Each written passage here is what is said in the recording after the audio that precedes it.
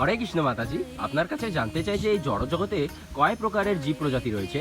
হ্যাঁ প্রভুজি, আপনি খুব সুন্দর প্রশ্ন করেছেন। আপনার প্রশ্নের উত্তরটা আমরা সকলেই প্রায় জানি। এই জড়জগতে 84 লক্ষ জীবজন্তু রয়েছে।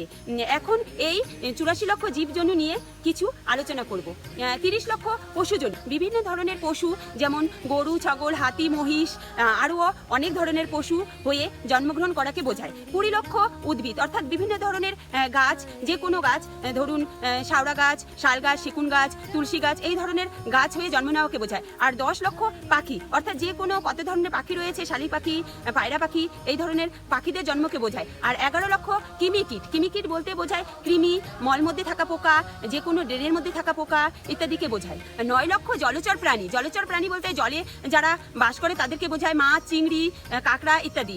আর সবশেষে রয়েছে 4 লক্ষ যোনি ভ্রমণ করতে হয়, মানব যোনি, মনুষ্য হয়ে জন্মগ্রহণ করতে হয় 4 লক্ষ। হরে